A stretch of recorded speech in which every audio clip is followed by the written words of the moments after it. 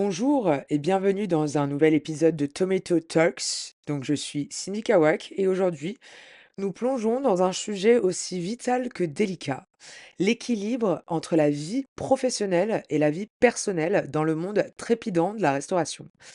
Donc dans ce secteur où les journées s'étirent souvent bien au-delà des horaires traditionnels, comment les professionnels peuvent-ils maintenir cet équilibre essentiel pour leur bien-être? Donc, dans la restauration, on sait que le rythme est incessant. Donc, les services s'enchaînent, les cuisines bourdonnent sans cesse et il semble que le travail ne s'arrête jamais.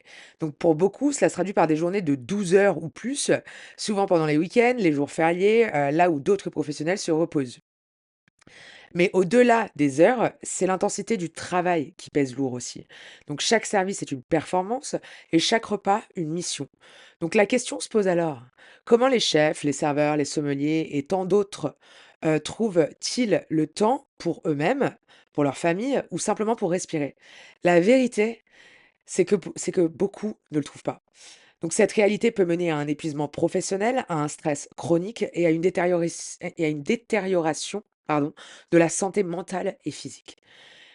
Donc, d'ailleurs, je fais un petit point en parlant de ça parce que il y a beaucoup de façades un peu d'arcos après les services. C'est-à-dire que, par exemple, le verre de débauche qu'on a tendance à adorer dans la restauration, Heu, il a de grandes chances de partir en vrille dans beaucoup de cas et pourquoi? Parce qu'on est, dans cet état d'extrême, excitation, tout comme un état d'extrême fatigue et donc en fait, on essaye de compenser le mal par le mal quelque part et parce que ça fait partie un petit peu du jeu. Bien sûr, on a servi, des verres toute la soirée, donc nous aussi on a envie d'en boire un, mais quand bien même, combien se fracassent complètement la tronche avant de retourner au travail le lendemain et finalement s'épuisent encore et encore et encore un peu plus. Pourquoi? Parce que les conditions ne sont pas ouf, parce qu'on n'a pas donné envie à la personne de s'impliquer, dans l'entreprise au point où la personne a envie de se lever le matin, sinon elle irait pas s'éclater la tronche comme ça. Donc ça, c'est quelque chose quand même qu'il faut aussi relever parce que il y aurait pas autant de saccage là que je sais pas comment dire ça, mais il y aurait pas autant de de choses qui brillent si, on donnait un peu plus envie, aux gens d'être, part entière, de faire part entière d'une seule et même mission, de vie aussi. Donc faut pas hésiter à voir grand pour ce genre de choses. Donc voilà, donc pour aborder cette question, donc reconnaître que l'équilibre de vie professionnelle et vie personnelle n'est pas seulement un luxe, ça il faut le reconnaître, c'est une nécessité. Donc ça commence par un changement de culture au sein même des établissements.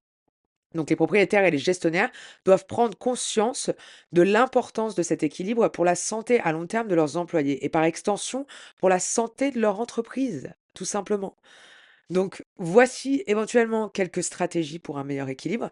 Donc déjà la flexibilité des horaires, encourager des horaires plus flexibles et permettre des changements selon les besoins personnels peut aider à réduire le stress et à augmenter la satisfaction au travail. Soutien au bien-être. D'ailleurs, attends, avant de partir, sur un deuxième chose, la première, la flexibilité des horaires. Combien de fois dans la restauration, même si on a fini le travail, on nous demande de rester jusqu'à je sais pas quelle heure? Ça, c'est un truc aussi ça.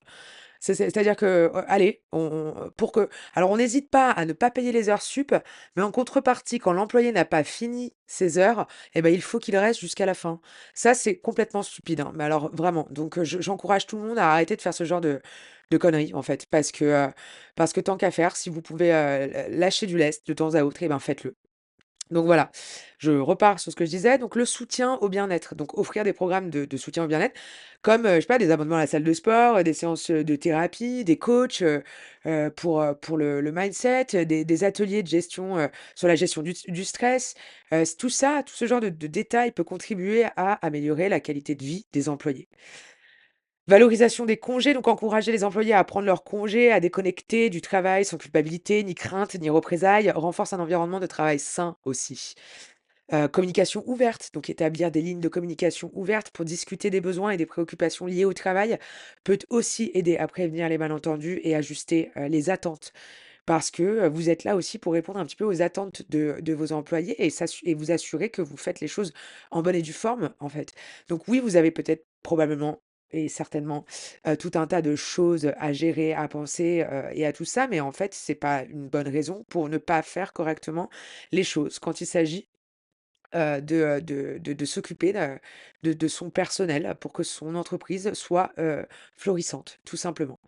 Donc dans ce secteur aussi exigeant que la restauration, trouver un équilibre entre la vie professionnelle et la vie personnelle est un défi, et pourtant, c'est un impératif que nous ne pouvons ignorer. Donc, en tant que communauté, en tant que secteur, nous devons travailler ensemble pour transformer la restauration en un espace où l'équilibre n'est pas seulement possible, mais encouragé aussi. Donc voilà, donc j'insiste fortement pour qu'on puisse, échanger plus encore sur ce genre de grands détails qui, croyez-moi, peut t'apporter une grande évolution, un grand changement, dans ce métier que nous aimons. Donc voilà, rejoignez-nous la semaine prochaine pour un autre épisode de Tomato Talks où nous continuerons à explorer des sujets qui façonnent notre industrie. Ensemble, nous pouvons faire la différence. À la semaine prochaine. C'était Sneaker Walk.